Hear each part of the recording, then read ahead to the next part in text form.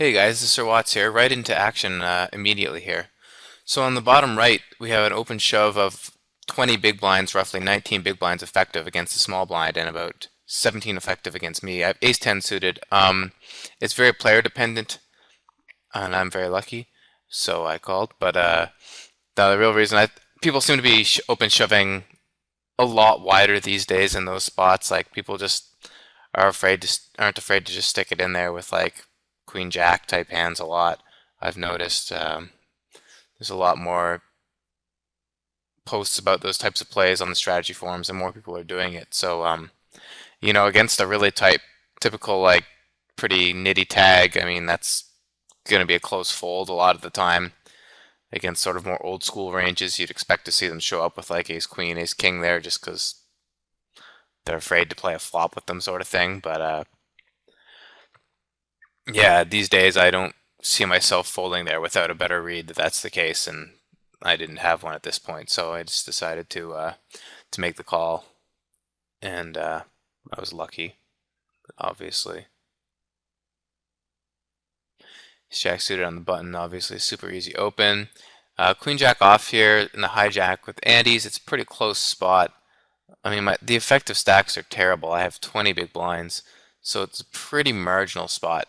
I decided to open anyways. I feel like that's pretty close, and you can sort of vary your play with queen jack off there based on how people are playing behind you. If they're tight or particularly loose or aggressive, then against more aggressive players, obviously you should tend to fold the queen jack there as a default. It's pretty close, I'd say. Without antes, I'd for sure be folding queen jack there as a default, though. Queen jack off, open queen jack suited basically always.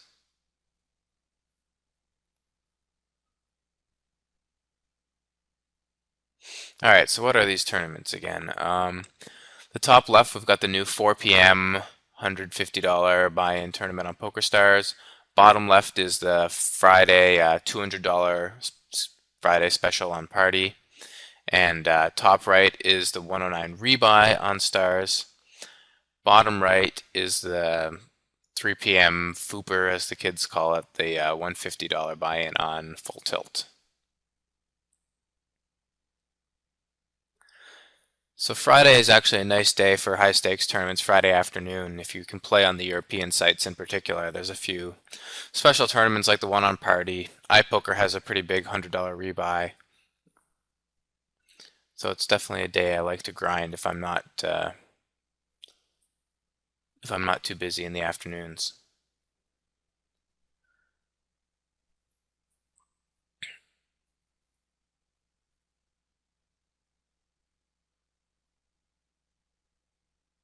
So originally I was planning to use the hand history reviewer to do a hand history review of a tournament I won, but excuse me, I was recording this session the other day. It turned out pretty interesting, I think, so I decided to go with another sweat type video. So here, when he leads out for pot into me after calling my raise preflop out of the binds, I basically just don't think he really has anything.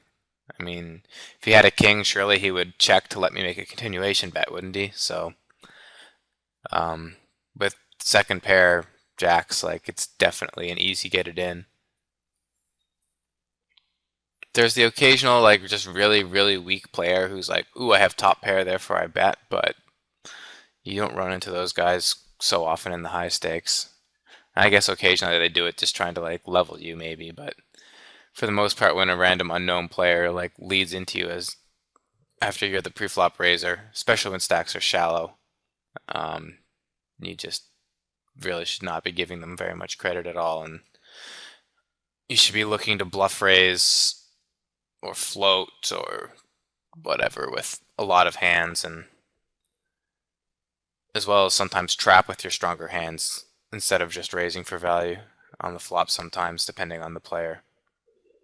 Because some guys, they'll just blindly start barreling, but they'll automatically fold to a raise. There's definitely a big player type that does that. So here with ace king top left, obviously get it in.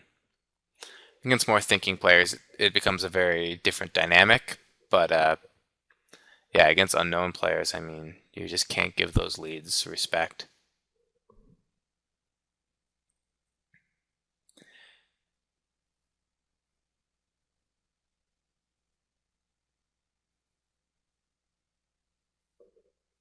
A lot of the time, it's the old bet to see where I'm at play too, and people will actually fold relatively strong hands if you raise them there, which, believe it or not. So this guy Casper Troy that I doubled through with my ace-10 suited against his ace-queen makes a lot of really big raises. I mean, I don't think he ever, or maybe once he min raises, but for the most part he's raising pot or um, there's a weird decision here on the top right I'll get back to. So here with ace-10 suited, I'm definitely well ahead of his under the gun shoving range, but with four players behind me, and in particular the guy on the left having a lot of chips with me, I don't necessarily want to shove to isolate and commit my stack. I'll probably have to, I mean, I'll obviously have to call the button there who only has 25 grand. And the guys who have 40K, if they shove, I'm going to be getting a really good price to call them too. So, but I'd still rather not commit myself against the one stack that covers me there in case he picks up a hand. The other thing is the flat there to a thinking player looks really strong as well. So it's not necessarily going to automatically get action. It's not necessarily going to encourage them to shove marginal hands over me. So again, this guy leads into me. And obviously, like I said, I'm just not giving him credit. I mean, whatever. That's basically about as badly as he could play ace-queen in that spot there, to be honest. By not shoving pre on his stack size and then leading when he actually flops top pair. He just basically got every decision wrong in that hand, but it was unfortunately a cooler for me and he still got the double up.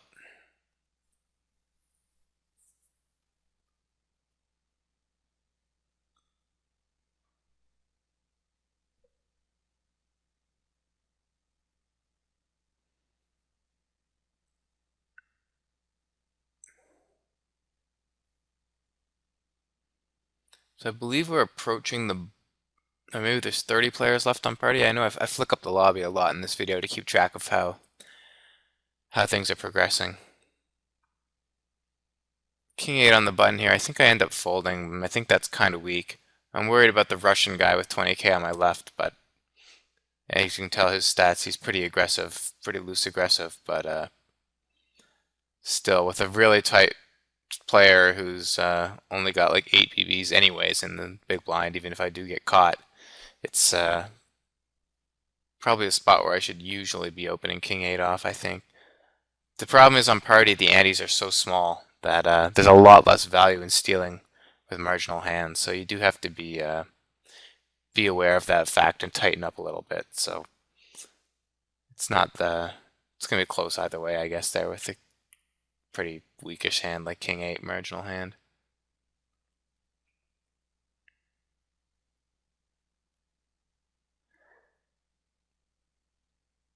It really comes down to how often or how light Sosnovi would be looking to play back at me. I guess I could open shove as well as an option, but I don't really care for that with the small antes on party. I think that would be a little bit spewy.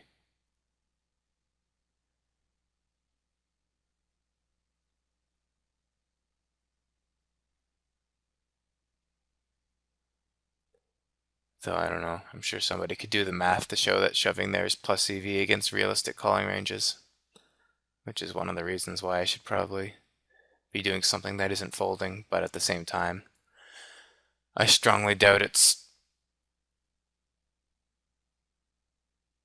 more than a little bit plus chip EV against ranges there, so especially with the big blind being so short that he's going to be feeling desperate and looking to snap me off with any kind of reasonable hand, most likely, though it's party, so you never know.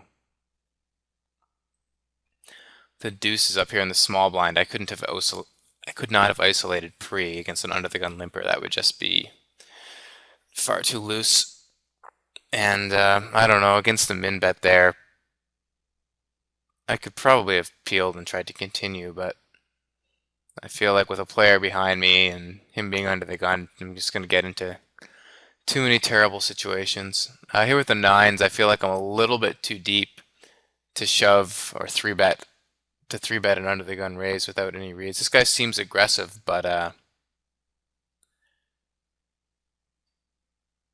it's still, over 26 BBs against an under the gun raise. I want to be a bit careful with how light I get it in, I think, in this situation.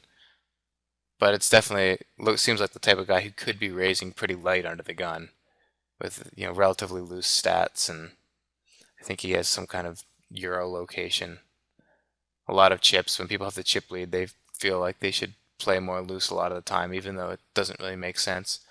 So I checked back the turn. I thought about betting just to try to take the pot down, as I often have the best hand, but I don't ever really get called by worse, I don't think, very often. And I feel like he's usually given up once he checks the turn. If he doesn't have anything, he'll rarely decide to bluff the end. Um, this would actually be an interesting spot to try to hero call him here on the river, I think. If he thinks that I have a mid pair a lot of the time, the king is a pretty good card for him to be bluffing. It's also not impossible that he's value betting light, though I don't really think a lot of people value bet a king there um, without significant history, anyways. But it's certainly not impossible. It's also possible he was bluffing with complete airball, so it wouldn't have been an unreasonable spot to hero call. I just kind of feel like once he checks the turn that they don't usually come back bluffing on the river very often, the unknowns. Except for the really weak players, they always bluff the river even though they're repping nothing, but most people are smart enough to realize they're not repping a whole lot, and so they don't bluff very often. And the really good players might realize that I'm good enough to think that and then actually start balancing their range in that spot a lot more. So when somebody opens 4x under the gun and I have aces, like flatting here would be atrocious.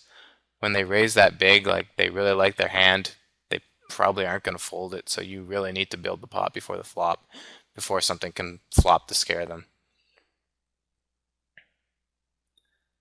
Here with the ace and the seven, I mean, this is a very small shove, but I feel like with three players behind me, it's kind of a gross spot to commit almost 20 BBs. Especially since I don't necessarily even have the guy shoving beat. Like I'm ahead of his range, but the times I get called behind, or her range, I guess she's Mrs. Nurse, but I'm making money for sure calling her one on one, but three people behind me that can pick up hands makes me not real happy about trying to isolate there. But it seems like a close spot. I think if I'm on the button, I'd probably have to go with it. Yeah, on the button, I think I definitely stick it in. It's the same as the guy did with a7 suited.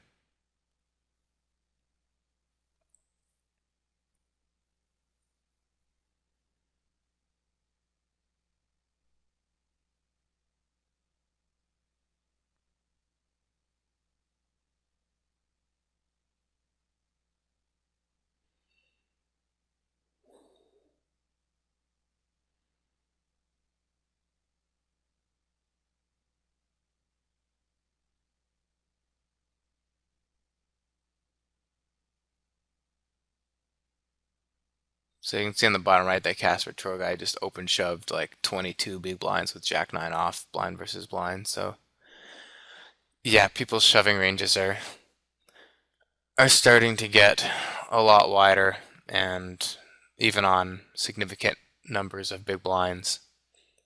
There's just this general trend towards whatever this is plus chippy V against realistic calling ranges, so I'm all in instead of, in my opinion, just making like standard raises and sometimes folding to re-steals. And I definitely think that against like 95% of players or something at least, like there's no reason to be open shoving that many big blinds in almost every scenario. It's just not the optimal play. Like I said, they can do the math and show you that maybe their play is better than folding, and Can't argue that. Though as people start to get more used to it and call a little bit lighter, the value of those plays is going to drop off pretty quickly. But even against the relatively tight calling ranges of most players, I mean, okay, you're turning a profit compared to folding, but I really don't see the reason to risk your whole stack necessarily in those situations with such marginal hands.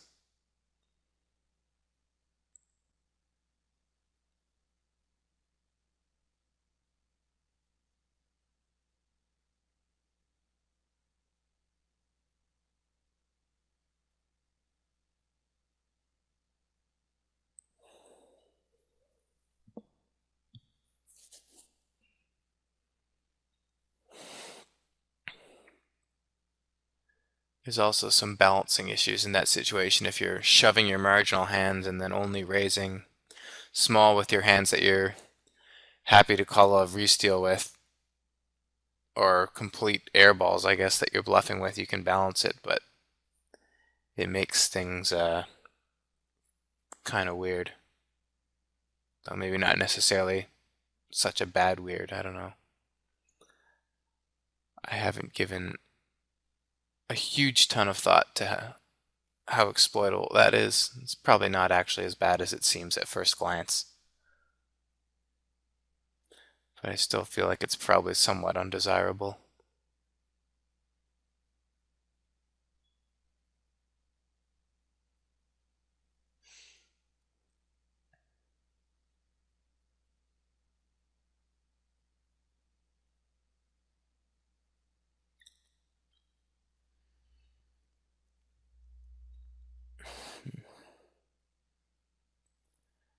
This is a weird spot with ace-7 off. I mean, I decided to just call, I guess, because I thought this guy was trapping me a lot, but I'm still getting far too good a price to fold.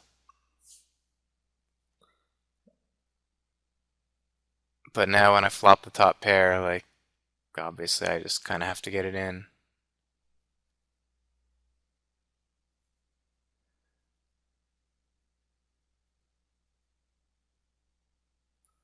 Oh yeah, and I get there. Good for me. So, you can tell I'm a very skilled poker player in this video so far by making a lot of ace-high flushes is really the key to this game.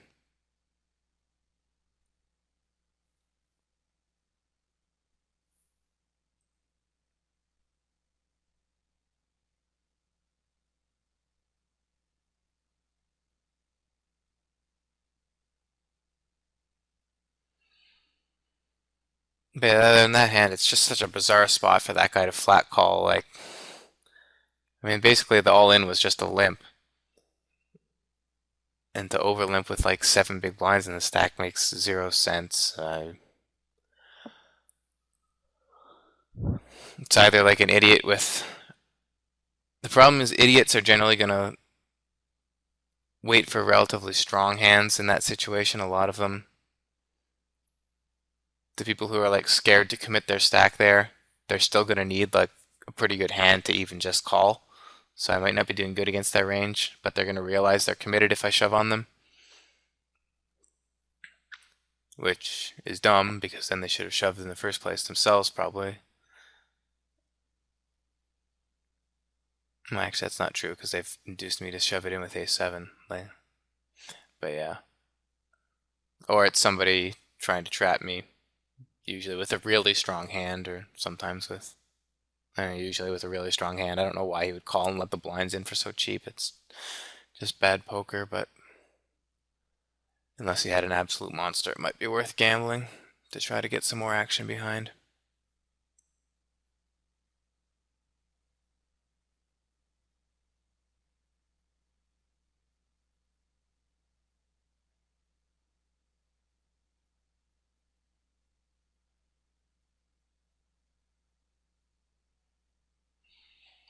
Hmm.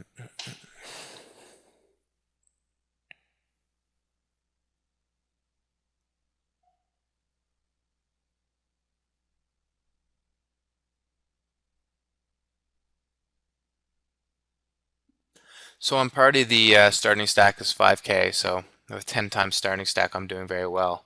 I have average in the money stack, and I believe this is the point where we're still one table from the money, so obviously that's very good. With an ace on the button, I've started just like opening this out of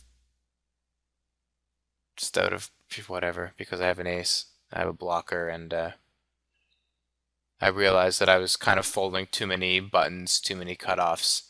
Even though I don't want to get shoved on with ace deuce, it's still um, I'm not quite as terrified of raise folding anymore as I probably was about 9 months ago or something.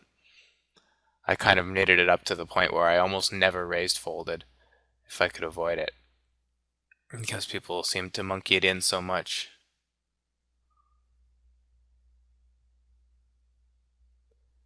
And put you in terrible spots that I just kind of waited for hands and let them monkey it. But these days, people have balanced their ranges a little bit better, I think, and it kind of sucks. You do need to be stealing some pots to keep the chip stack building, so you just don't want to go overboard, in my opinion. Not necessarily such a bad thing with the Andes out there to be stealing a lot, but you do get stuck in a lot of really awkward high variance situations. So here with aces and a stack size really short where I'd be shoving any hand I play, I'm going to shove aces too against a 109 rebuy field that realize I should be shoving any two that I'm going to play there. And as you can tell, I get looked up by ace-8 suited, which was almost certainly a correct call. I mean, yeah, it definitely was a correct call against my range there.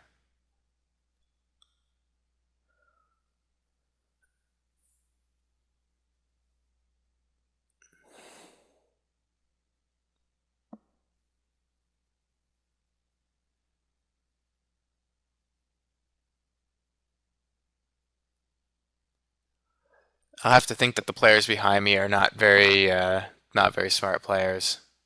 To So the jacks have an offsuit. I'm obviously committed to call this raise. I think my players are not very high level thinking players to go for like making a small raise with aces in that spot. But it's definitely something I will occasionally do against the right players. But in most of the higher buy-in online tournaments, it's just shove it in there. They expect you to shove a lot, so no reason to disappoint them when you have aces.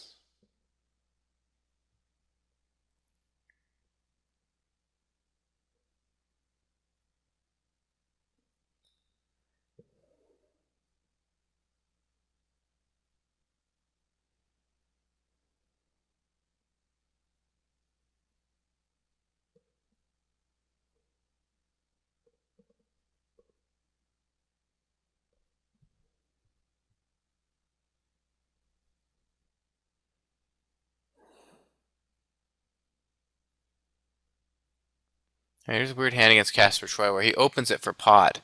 Like I've been seeing him doing quite a lot with a wide range of hands at this point. And I'm 50 big blinds deep effective, which is normally a lot more than I'd be willing to get in with Ace Jack in this situation.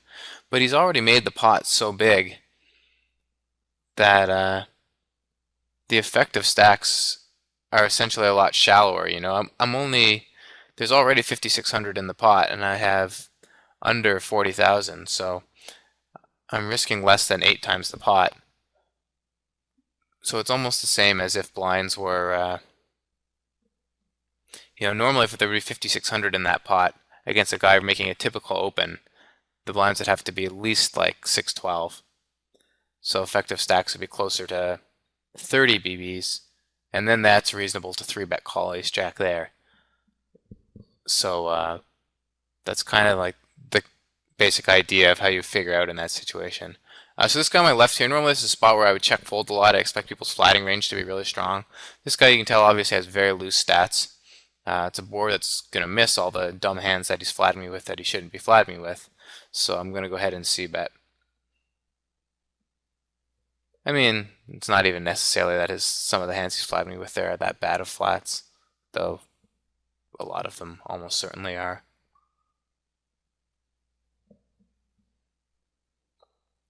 Jack 10 suited, I folded. There's two really loose, aggressive players behind me, Bandano and this guy on my left, as well as a 8 big blind stack on the button. Plus, I'm only about 24 big blinds effective, so even the big blind can shove on me pretty wide, profitably. I think it would be a slightly poor open.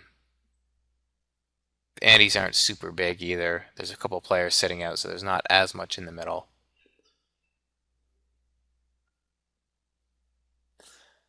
Again, it's always going to be close on whether stealing's profitable in those spots, though.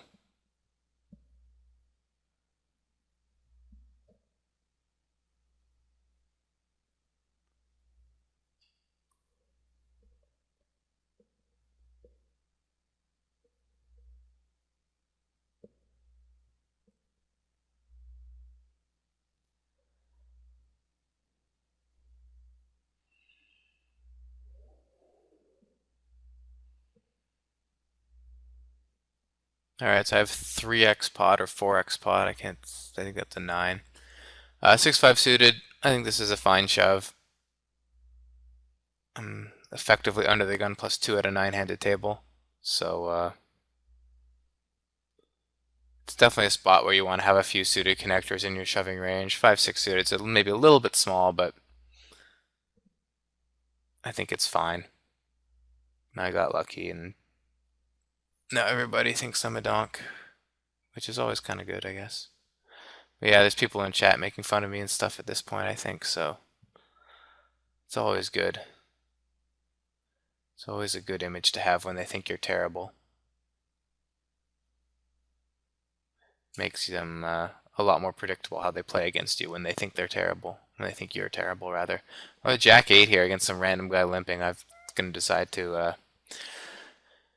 take it away. With the 9s here, it's kind of a gross spot. I mean, the shove isn't for that many bets, so it's possible that he thinks, well, this guy's opening under the gun, but he might not necessarily have anything. We just saw him shove 6 high.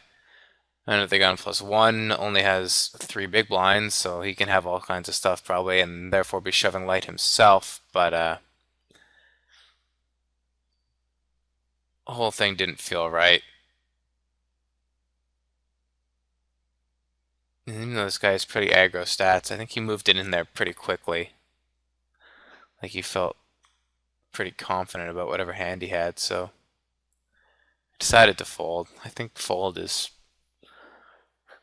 the right play, but without better reads on specifically how the players, it is kind of tricky to guess, would he shove 8-7s there to try to ISO the guy all in? I think that'd be a pretty bad play considering the all in guy is going to have a hand a decent amount of the time, and you're going to have to beat him to pick up the pot anyways. The guy probably shouldn't be ISOing super wide there, but you never know. Sometimes people are.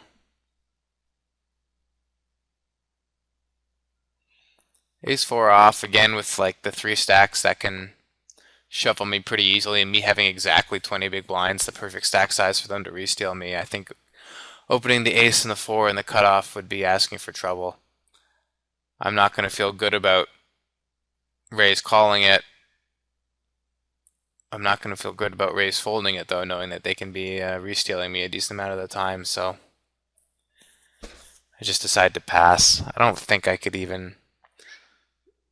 I feel like open shoving there would be a pretty bad play.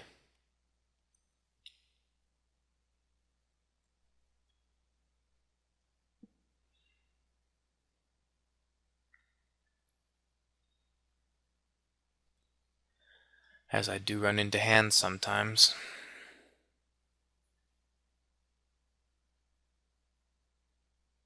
But like I said, on the button, I would be doing something with that hand. I definitely wouldn't be open folding it, even with 2.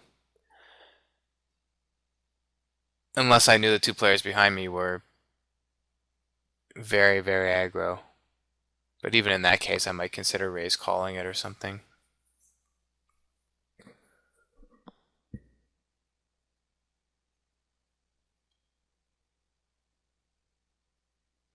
But it's always kind of a close decision where you think, well, I can probably like raise call or open shove a marginal hand slightly profitably, but if people's re-stealing on your ranges on you are that out of line, it may be better in a tournament scenario to wait until you pick up a bigger hand in late position against them.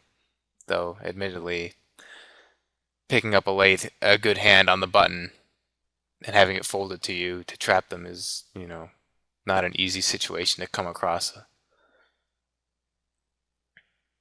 But I do feel like if people are spewing hard enough that you feel like you should be snapping them off with like ace four off, then generally speaking, in a lot of cases, you should be able to wait for a little bit better hand to trap them with.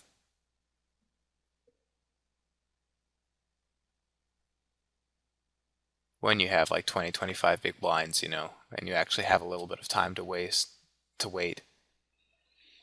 Obviously, the shorter you get, it becomes a lot more important to, well, first of all, the edges that you have, because you're risking less chips, the edges that you have with marginal hands like that become bigger. And second of all, you can't really afford to pass them up as much. You're a lot more willing to embrace variance when your stack gets really short.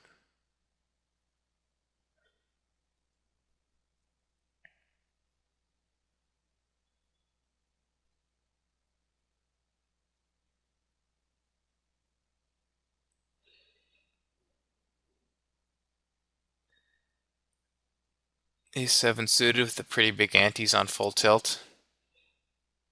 Definitely gonna look to open that in the hijack, especially since my stack size is kind of awkward. Only really Tuna and Gigabet can shove on me fairly wide.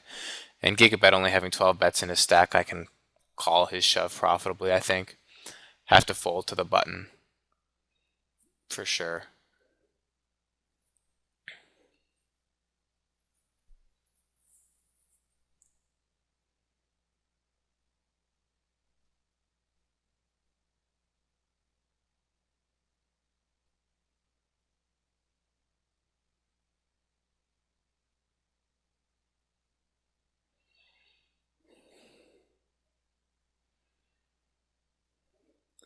It's a pretty gross spot with the king and the 8. Like I said, people's shoving ranges in general seem to be getting a lot wider in these situations.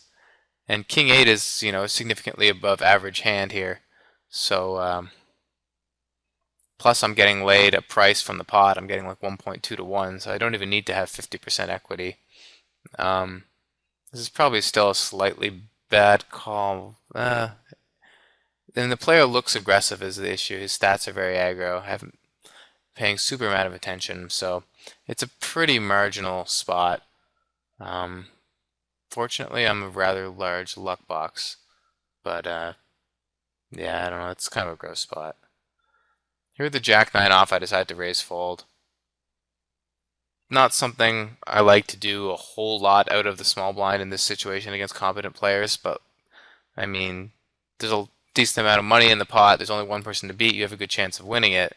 You do need to be going after it some of the time, or else you're just, giving it away too easily. Even if you think he's going to shove on you a lot there and you have to fold, it's definitely a thing where you want to go after it sometimes. It's another spot. I mean, shoving 10x the pot there with Jack 9 off, you could probably do some math to decide what kind of calling ranges they need to have to. You could easily do the math to figure out what kind of calling ranges they'd need to have to make that profitable. It might be okay against some players, but again, it's a spot where I'd much rather raise fold, basically. And if they're that nuts that I don't feel I can. So this is a pretty marginal open. We're near the bubble here now on party. But like I said, I just stole the guy's blind from the small blind. He's got a perfect stack size to shove on me. We're near the bubble. He expects me to be opening super wide. So I decided the guy in the big blind has been playing so tight. We're nearing the bubble. I don't expect him to ever really play with me. So I decided to give it a shot. But it's kind of marginal with the small blind being aggressive. Here with the ace-7 off, I should have shoved here. And yeah, I should have shoved here. This guy's really aggro. I kind of looked at the stack sizes in the blinds, both being perfect re-steal sizes, and thought maybe he's a bit more likely to actually have something. But 18 big blinds against somebody with stats that loose, I think I should have gone with it. Now I fold threes the very next hand against a guy who hasn't been raising a whole ton. I mean, I think that's a fine fold. I think the ace seven is closer than the threes. Well, not necessarily. The threes have a lot more equity against the calling range actually, so they're both probably pretty close.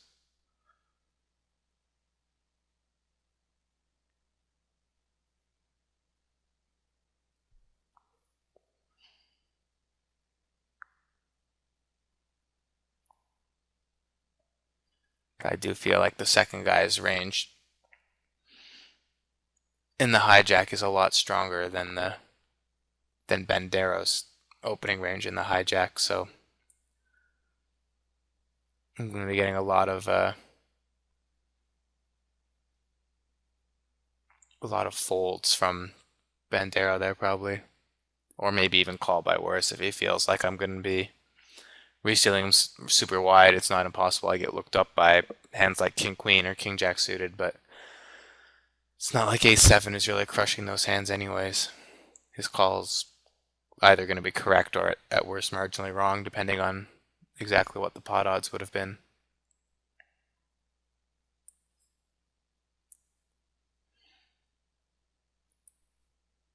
That's the one issue with a guy who's that aggressive. I feel like he's going to call me wider, and against like hand like Ace 7 off, his calling range is going to be close to being optimal.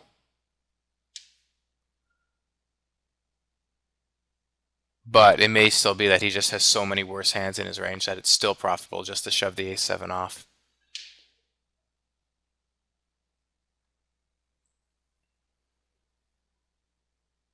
But definitely, like, he's the kind of guy I would not be surprised to get looked up by like Ace 9 off there.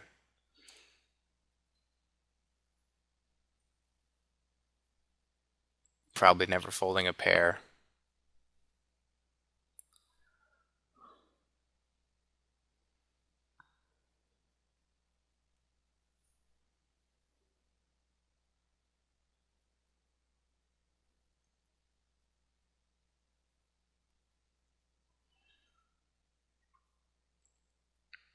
I definitely pass on more of these marginal restealing opportunities than most people, though, and it's probably pretty debatable whether that's the correct strategy or not, but I do find that it works well for me.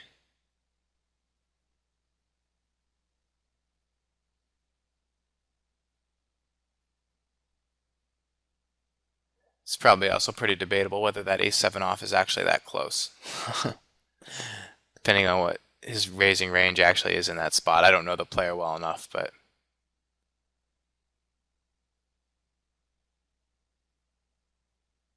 no, it's hard to imagine shoving like 18 bets with Ace 7 off, other than maybe blind versus blind is ever really a slam dunk.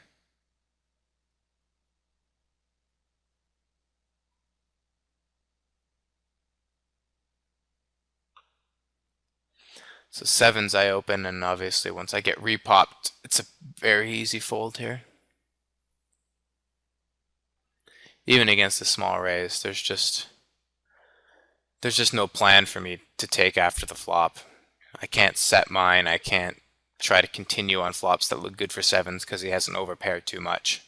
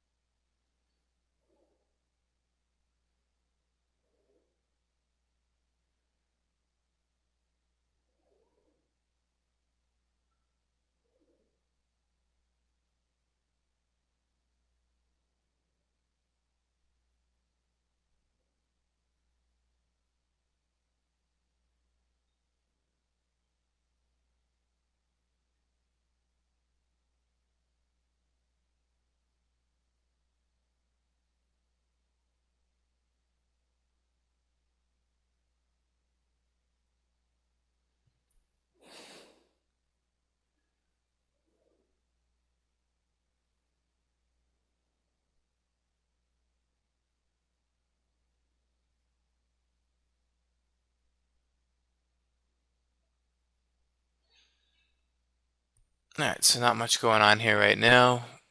We got a little bit of dead time until we pick up some hands.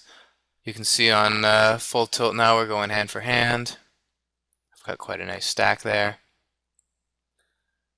100 rebuy I've gotten a bit short because I've passed on some opportunities to re-steal that were, I think, pretty marginal, close spots where I could have gone for it, but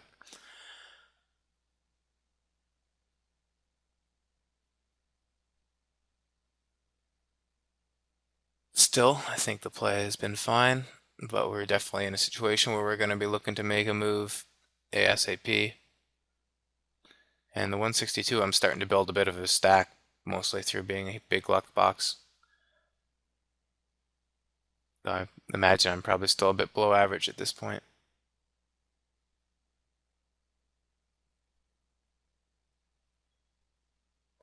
Party, I think we are in the money now, which means I'm a bit below average most likely. Oh, actually, no, I think 30 paid, and there was only like 250 entrants, so maybe I'm right on average. In any event, doing fine on party, well on full tilt. Still okay in the 100R, not great, but 14, 15 big blinds definitely like within a double up from feeling pretty okay. And ace queen here, I mean I'm worried because he 4x'd it, but I don't see how I can fold against a hijack raise against somebody who's been fairly aggressive over an admittedly limited sample. Here with the king queen off, this is a pretty gross spot. It's going to kind of depend who shoves on me, what I decide to do against a shove, but I'm getting a very good price to call a shove here. I don't expect to get restolen very light though. I feel like the typical player's range against me here is going to have my dominated pretty badly. My hand dominated pretty badly, especially since I'm raise folding in this situation so rarely. Like, if they're shoving like fives on me here, they're probably making a pretty significant mistake. So I decided to raise fold against the big blind in particular. I'm getting a little bit worse of a price. There's 3,000 less, whereas if the button had shoved, there'd be an extra 3K in my pot odds, which makes a small difference. But it's also a guy who's played a lot of hands. His stats are 24-9. That usually means that's the type of player who's going to be willing to like flat call a few more raises. And in general, against players like that, you expect their 3-betting range to be pretty strong, just as a general rule. Here, because he makes it 12K instead of 17K, I feel like he's got a very strong hand. But at the same time, if he just shoved, I would have for sure been calling, just getting like 2-1 or something. So I decided not to risk getting leveled and just stick it in, even though he's really tight. Probably not much chance a guy that tight is clever enough to be leveling me there. Sevens, now the blinds have gone up. It's a super easy shove. Against Too Fat, this is a Donkmate King's a well-known MTT player, so I feel like he probably doesn't have a strong limping range, but there's above average chance that he could be trying to make some kind of trap here. When I flop the top his pair, though, I feel like I should be raising this flop, and, well, there's enough draws and stuff on the board that I'm just not folding this hand against someone as aggressive as he is. Though, to be honest, there's a pretty good chance that against me in particular, he was just trying to steal that pot, and that he's actually going to give my raise there some credit. But you never know. We know each other well enough where he knows my general game, but he also realizes I'm capable of mixing it up against people that I have history with. So you never really know how people are necessarily going to react in that situation. So here with the aces, this guy flats me in a situation where you should basically not be flatting hands. Make a small bet to, I guess, try to keep him in, let him spaz out. On the turn I have half pot, so I just don't really think he's going to fold if I stick it in. So I'll go ahead and do that. So the possible draws and stuff out there, he could be passive enough to not raise them on the flop. I don't know. Most likely he has some kind of pocket pair here. I would assume that's his most likely hand. Who knows? He shouldn't really have many queens in his range there, flat calling me from a relatively tight player thus far. But you never know. Alright, so I moved in the turbo on full tilt here to take up the extra space on the screen now that I busted out of the 100 rebuy. I ran 7s into 10s.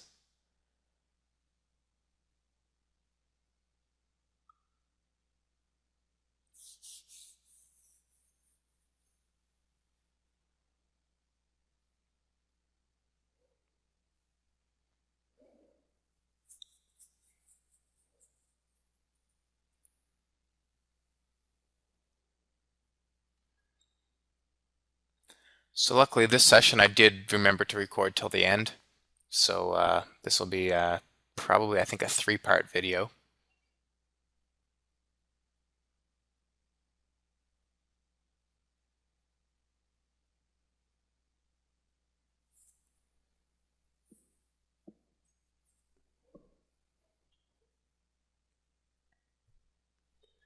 I've pretty much only been playing tournaments lately. I haven't really played a lot of poker. I'm still kind of moving into my new condo that I just bought, so I'm taking care of a lot of things with that and trying to get back into having a life instead of playing so much poker.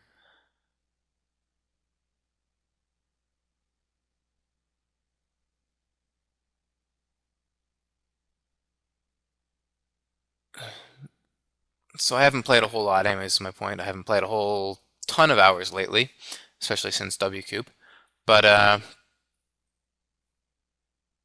now here's an interesting hand where I think I kind of get my bet sizing on the river slightly off. Yeah, and when I have played, it's mostly been on days where there's been big tournaments. 7-3 off there with so much in the pot, it's definitely shovable. But I know the guy in the small blind is like a pretty loose player, and Pokercini in the big blind is a competent player who's not going to be afraid to call me with an appropriate range. So I decided to just wait and try to pick up a little bit better hand before I shove. So here on the river, I think my flop and turn sizing, I think we're fine. I think the shove on the river is just kind of too strong. I mean, obviously he has a really strong hand. He's going to call it. I would hate to let like a slow played aces here get away. But I feel like maybe betting half my stack there, 60% of my stack, might have been more likely to get the curious call from like a random pocket pair or something in his range. But in general, whenever I have less than pot on the river and it's checked to me, I just pretty much always shove or check just as a general, general philosophy. But I think there's definitely value in mixing it up a little bit more than that. And that was a situation where the half pot bet, it actually, I think my philosophy is pretty wrong because the half pot bet actually kind of does look bluffy. It looks like, oh, I'm trying to leave some chips. It looks like I'm trying to make this bet look strong, but actually leave some chips behind in case you decide to call me. So, whereas in the past, like generally, the shove was always the more bluffy bet. I'm not sure people, I don't think people really think that's the case so much anymore. So actually betting half pot there it's not going to be obvious that I'm going for value if I bet half pot is my point, and it's a little bit more likely to get called. So, small mistake. I mean, the difference between the two I don't think is going to be huge, but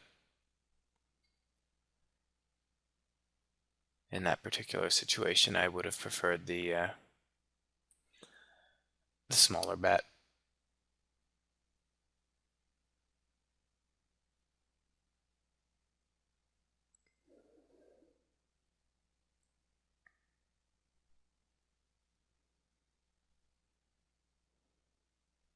So we're going to go a few more minutes here and then cut it off and save start up again in the next video.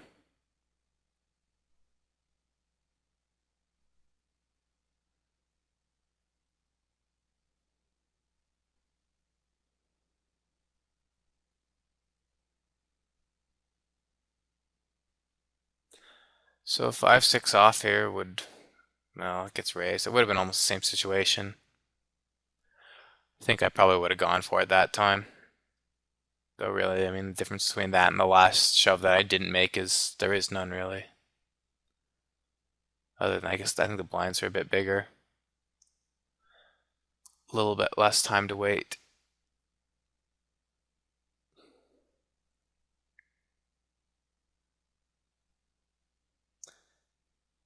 I mean, you do want to be shoving really wide, but there is a certain amount of patience that's actually necessary in these turbos. Some people really do over adjust in the turbos, I find.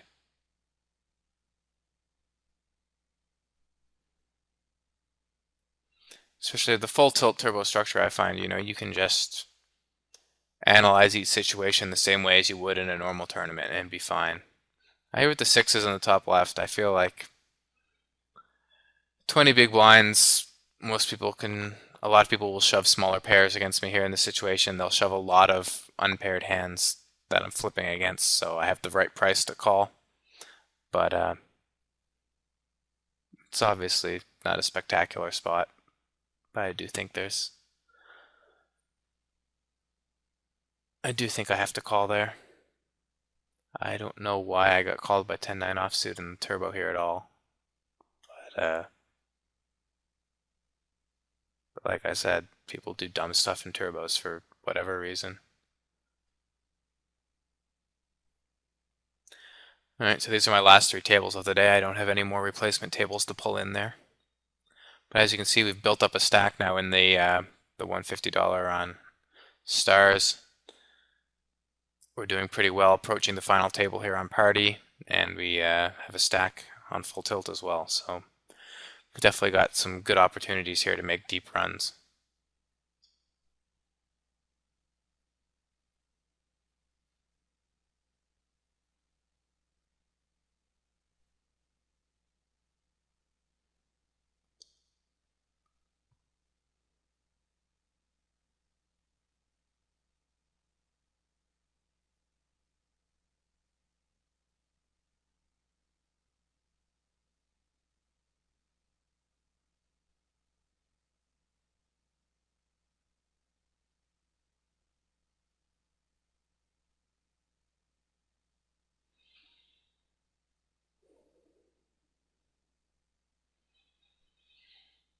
Ace-9 off against the under the gun shove. I feel like this is fairly close. It kind of depends on the player. There's some guys who are actually shoving pretty tight in this spot. Others that are semi-wide. I think it's a fold in general, though.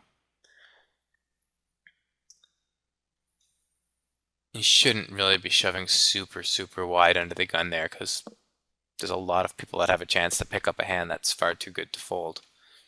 Plus, you still might get looked up relatively light some of the time because you're so short.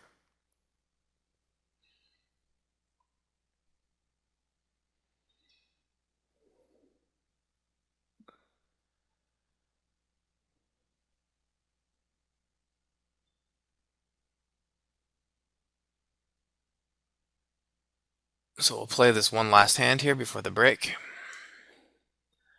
Don't remember if anything happens.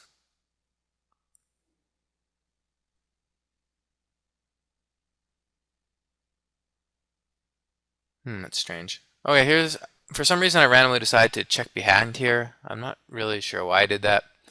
We're kind of deep enough where I don't feel great about getting check raised, though on this board I feel like I probably have to go with it. Especially since I think I just won a big pot off of this guy too. And it's definitely, I mean, something that's fine to do now in deuce bluffs. It's certainly like a perfectly fine play. And on the river here, it's kind of interesting. He bets pretty big, and I decide it's hard for me to get called if I shove here by much worse hands. I think he's bluffing a lot. When he bets that big, he's kind of polarized to bluff, so really strong hands value betting. So I decided to just flat it, worried that he could have sevens or eights or queen jack more than he'll have a hand that would actually call a shove there. And again, it's a pretty close spot, but I feel against that particular player type, when he just takes that line, his range is polarized enough that there's not value in shoving the river. Plus, preserving my tournament life the times I happen to be beat is pretty good. All right, so we're gonna call it a video here, and we'll pick that up where we left off next time. Take care, guys.